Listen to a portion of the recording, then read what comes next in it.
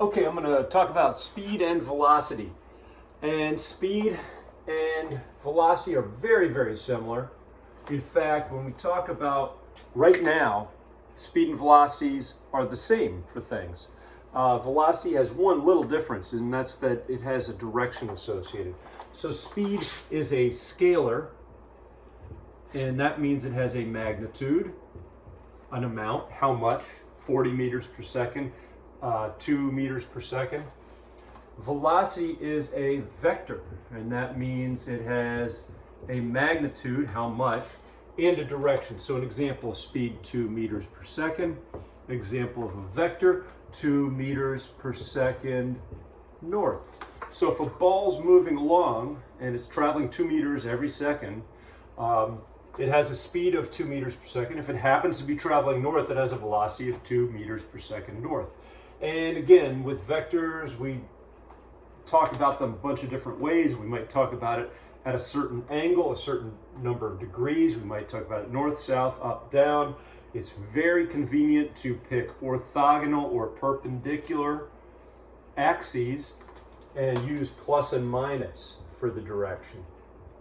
So in the x direction, you might have a positive 2 meter per second velocity. In the y direction, you might have negative 0.5 meter per second. And the unit we use is meters per second. It's a compound unit. It's a unit that has meters on top, seconds on the bottom, meters per second. And we want to use that all the time in physics. Even if you have centimeters, we want to be able to convert that to meters per second. That's easy, because centimeters to meters is just divide by 100. Okay? Another thing about speed and velocity, if I said I ran 10 meters in 2 seconds, you'd say 10 meters, 2 seconds, that's 5 meters per second. It's a very logical thing. But we in fact have an equation for this. And I'm going to write it for velocity. And it's this: average velocity. And that means average is displacement over time. So that's one of the key differences. Velocity is based on displacement. Speed is based on distance. So speed, and I'm going to do average, that's what that average, that line means, equals distance over time. Okay, that's a key distinction. Now I want you to memorize this equation. Average velocity is displacement over time, and it's average, right? If I go 10 meters in 2 seconds, maybe it takes me a while to speed up, get up to speed, and then maybe I'm slowing down at the end. My speed is not always that same amount. My velocity is not 10 over 2. So in this case, if I run 10 meters, the distance is 10 meters. Hey, guess what? The displacement, if I go in a straight line, is also 10 meters in some direction. So the average velocity, displacement over time, my displacement, if it's 10 meters, and my time is 2 seconds, then I can substitute those in. And get used to this, that we're pretty early along in the year now. We're going to be using a lot of equations. I want you to write the equation, write the variables. Very frequently, when you list the variables, it'll tell you what equation to use. We're going to have a lot of equations. So average velocity, displacement over time, I plug in, substitute. Average velocity is 10 meters divided by 2 seconds equals 5 meters per second. And it'll have the same direction as the displacement. We think of these as vectors. I'm not going to draw the vector symbol for that, the little arrow over there. I don't use that quite a lot. But if this is 10 meters north, the velocity will be 5 meters per second north. It'll have the exact same direction. Okay, this is average. And as I said, if I run 10 meters in 2 seconds, I'm probably starting from scratch. I'm starting from rest. Okay, and that rest, V at rest, this is a key thing. Rest means velocity is 0. Okay, that's at rest. Coming to a stop means velocity is 0. starting from rest. You hear these kinds of things. When you drop an object, right, at the very beginning when I open my fingers, the velocity is 0. It has to speed up from then. So you look for a lot of key words, particularly when we get to acceleration equations. Okay, but if I started at rest, my velocity was 0, and as I speed up, my velocity is increasing. Then I'm running for a little while, and then I slow down and I stop. So my velocity was constantly changing. Okay, and so this is an average velocity. The speed that you're going, or the velocity that you're going at any specific time, is called the instantaneous velocity. Instantaneous means at that instant.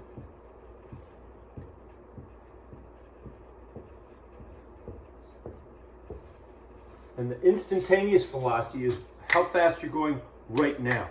So at the very beginning, I had an instantaneous velocity of 0. My instantaneous velocity increased. So if you stopped me at 0.2 seconds, if you had a radar gun on me, it would be saying that's how fast I was going at that instant. Okay, it probably wasn't 5 meters per second. So I increased, and then I probably got faster than 5 meters per second. I kind of got to make up for all that time that I was going less than 5 meters per second. And I'm faster, and then I'm slower. So if we looked at the velocity versus time, you'd see something that looked kind of like that.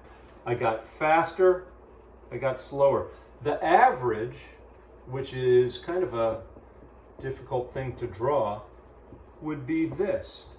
Okay, sometimes I'm going faster, sometimes I'm going slower. The instantaneous, that time right there, this would be my instantaneous velocity. A little bit later, this would be my instantaneous velocity. So instantaneous velocity is very interesting to us in physics, because we like to know, after 3 seconds, how fast was he going if he started with this velocity and had this acceleration? We ask a lot of questions like that. But it's very important to understand the difference between instantaneous and average. Average is very easy to calculate. If you have a displacement and you have a time, you can find the average velocity. Similarly, if I told you I'm driving a car 20 meters per second for 30 seconds, I can solve this equation for how far I went, the displacement. Again, I've been talking all about velocity. Speed is exactly the same kind of thing for the average. Again, I don't even write generally a different equation. I think of it with the same equation, but when I'm doing average speed instead of average velocity, I just use distance instead of displacement. The instantaneous speed and the instantaneous velocity, the magnitudes will be the same. So if I'm going 2 meters per second north, my speed is 2 meters, my velocity is 2 meters per second north. So instantaneous, they'll be the same. Average will be very different. Let me give you an example. You run around a track, okay? If you run around a track, and let's say it's 400 meters, the distance you traveled was 400 meters. And let's say you did it in a minute. So 400 divided by 60 would give you a number for your speed. But your displacement, when you went around that track, you started and ended at the same spot. So your displacement would be 0. Your average velocity would be 0 because you started and ended at the same place. Once again, displacement doesn't care about what you did in the middle. It's about beginning to end. So the average velocity and the average speeds will be very different. You always had some speed going. You had a big distance and some amount of time. So that's the important thing. I really want you to concentrate on velocity. That's the physics thing. We don't talk about speed as much.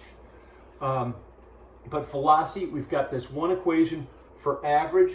You're going to see that we've got a whole lot of equations that use instantaneous velocity, starting velocity, a final velocity, and acceleration when we get to that part of kinematics. But understand how to use the equation, that it gives you average, and understand that the instantaneous velocity is not always going to be equal to the average. Sometimes you're going faster, sometimes you're going slower.